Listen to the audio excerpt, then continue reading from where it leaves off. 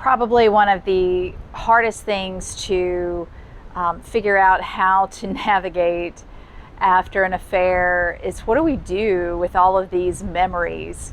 I mean, we all have memories, and some are good and some are not so good. So these memories that are not so good, that keep filtering into how we think, how we behave, the decisions we make, that can make it really difficult when you're trying to mend and heal a marriage.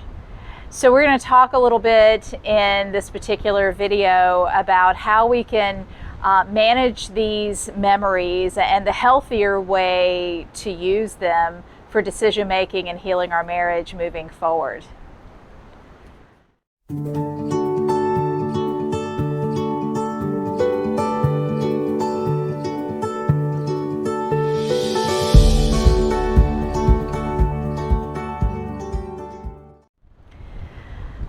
I was haunted by memories a lot, and I've talked in another video about the trauma that we've experienced when we find out about the affair and the effects of PTSD and triggers. I've talked about that in other videos, and the reality is these memories that keep haunting us, that keep coming back into our thoughts, especially when we've been triggered.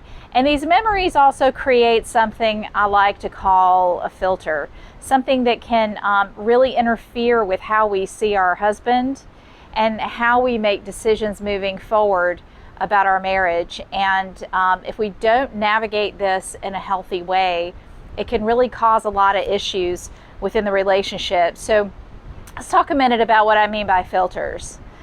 When you've had a negative experience with another person, even if it's just a benign thing, a certain cashier at the grocery store who's been rude to you, or someone who has done something to harm you in some way, we naturally generate these filters with this other person. So every time we see this person moving forward, we're reminded of that bad instance, and then we make judgment calls about this person based on that one instance, or multiple instances in some cases. I understand some people can be rude all the time, but then we automatically expect that person to behave in that way moving forward. That's what I mean by filter.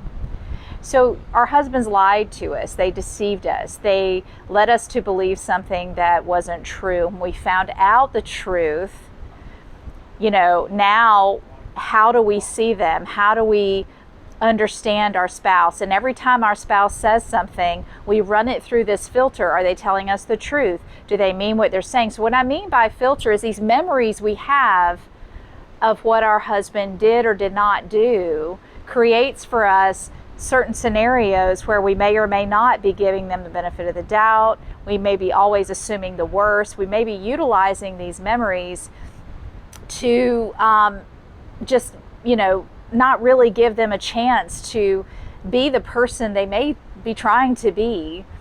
That can be detrimental, my friends, when you're trying to heal a marriage. Now, how do we get rid of these filters? Well, first and foremost, try to get into the practice of taking things at face value.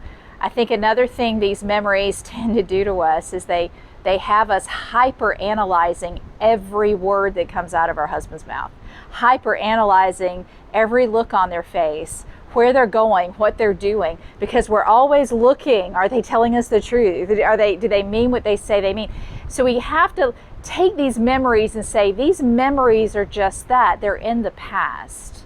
They don't necessarily speak to what's happening right now in this second. So how can I hear what my husband's saying without hearing it through that filter or that lens of a memory? How can I hear what they're saying and take them at face value?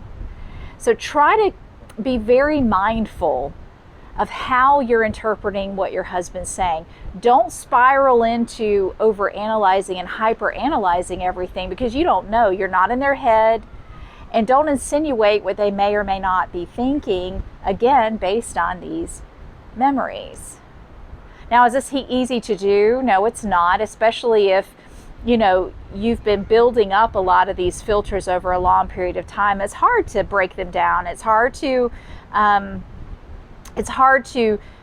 give people the benefit of the doubt when they've hurt you or harmed you in some way. I completely understand that. And listen, before you say, but wait a minute, what if I'm right? What if they are lying to me again? I understand that.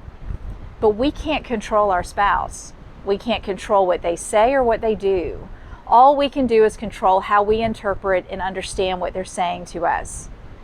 And if you want to have a healthy marriage down the road, we have to figure out how to trust again and how to stop letting these memories dictate how we hear them, how we see them, and how we interpret who they are and what they're trying to do. So I hope this has been helpful to you, and good luck with these memories. Again, you can't get rid of them. They're memories. They're going to be here forever. But what we do with them is critical, and I hope this has helped you kind of figure out a better way to manage these and maybe disengage that filter a bit. So if this has been helpful to you, I invite you to join my Facebook group. The link is right below this video, so if you would click the link and join, I'd love to get to know you better, especially what you're going through, so that I can be a better support for you and other women like us who've been through this situation. I also have a free guide I'd like to offer you. The link is also below this video, and it's got some more information in there about kind of combating these past triggers that tend to come into our lives. And then finally, if you think that I might be a good help for you during this time to work with one-on-one, I am a master certified coach, and I would love an opportunity to help coach you through this process and even beyond.